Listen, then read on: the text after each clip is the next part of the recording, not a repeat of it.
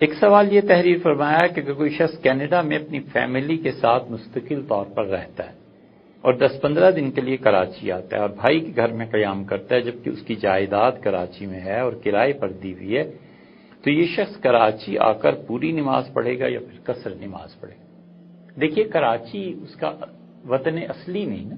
اب تو کینیڈا میں سیٹلمنٹ ہوگی، کینیڈا رہنا ہے، جس شہر میں بھی رہنا ہے وہ وہاں کے شہری ہیں، جب بھی وہ کراچی آئیں گے مسافر شمار کیے جائیں گے،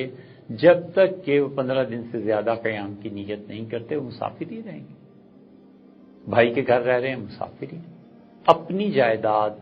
صرف مکان ہونے سے، صرف زمین ہونے سے کوئی بھی آدمی کہیں مقیم نہیں ہو جایا کرتا، مکان آپ کا ہے، آپ کرایہ لے رہے ہیں، لیکن اتنی سی بات سے آپ کو پاکستان کا سٹیزن یا کراچی کا شہری قرار نہیں دیا جا سکتا۔ آپ آئے ہیں مسافر ہیں، آپ نے اگر 15 دن سے قیام زیادہ کرنا ہے تو پھر وہی شرعی احکامات آپ پہ ہوں گے کہ آپ مقیم ہو جائیں گے، ادروائز آپ 15 دن سے کم قیام کر رہے ہیں تو آپ مسافر ہیں، آپ پر سفر کا ہی اطلاق ہوگا۔ ساری بات کا خلاصہ یہ ہے کہ محض ایک مکان کی وجہ سے آپ کراچی پہنچ کے مقیم نہیں بن